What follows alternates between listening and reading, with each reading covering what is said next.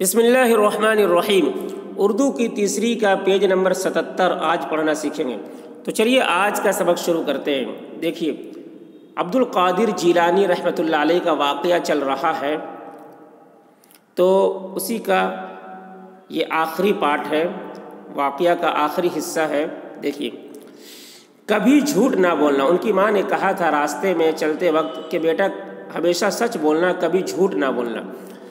وہی کبھی جھوٹ نہ کہنا، کبھی جھوٹ نہ کہنا۔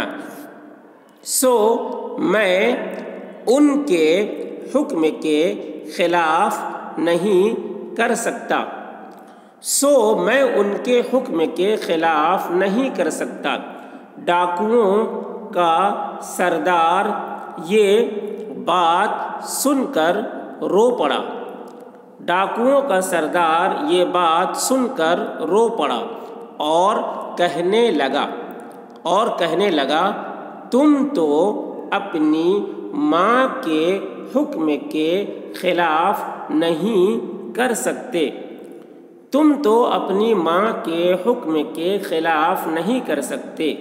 مجھ پر افسوس ہے کہ برسوں سے اپنے خالق اپنے پروردگار کی نافرمانی کر رہا ہوں۔ مجھ پر افسوس ہے کہ برسوں سے اپنے خالق اپنے پروردگار کی نافرمانی کر رہا ہوں۔ اچھا تو اب میں نے تمہارے ہاتھ پر توبہ کی، اچھا تو اب میں نے تمہارے ہاتھ پر توبہ کی، آئندہ کبھی اپنے پاک خدا کی نافرمانی نہ کروں گا، آئندہ کبھی اپنے پاک خدا کی نافرمانی نہ کروں گا۔ یہ سن کر اور ڈاکوؤں نے بھی توبہ کی، یہ سن کر اور ڈاکوؤں نے بھی توبہ کی اور قافلے کا سارا اسباب واپس دے دیا، اور قافلے کا سارا اسباب واپس دے دیا۔ دیکھو شیخ رحمۃ اللہ علیہ کے سچ کی برکت سے قافلے والوں کا مال واپس مل گیا۔ دیکھو شیخ رحمۃ اللہ علیہ کے سچ کی برکت سے قافلے والوں کا مال واپس مل گیا۔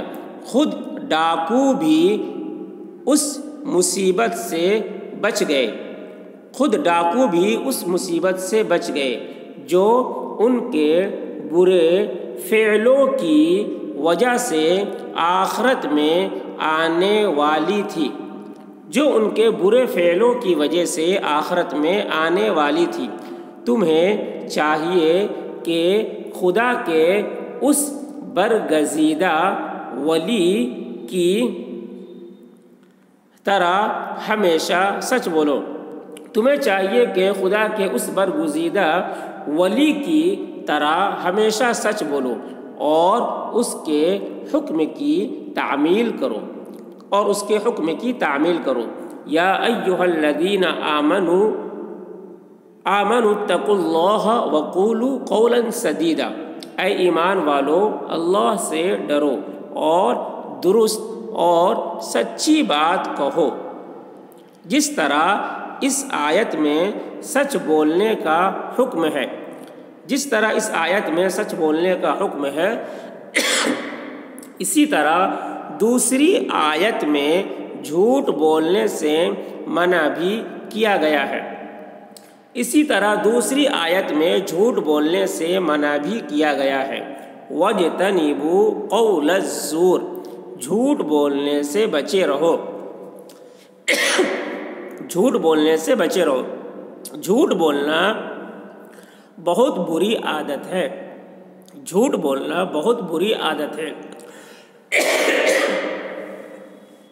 اس سے اپنی ذات کے علاوہ اوروں کا بھی نقصان ہوتا ہے، اس سے اپنی ذات کے علاوہ اوروں کا بھی نقصان ہوتا ہے۔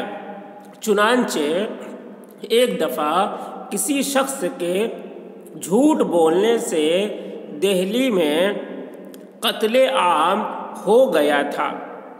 چنانچہ ایک دفعہ کسی شخص کے جھوٹ بولنے سے دہلی میں قتل عام ہو گیا تھا، جس کا قصہ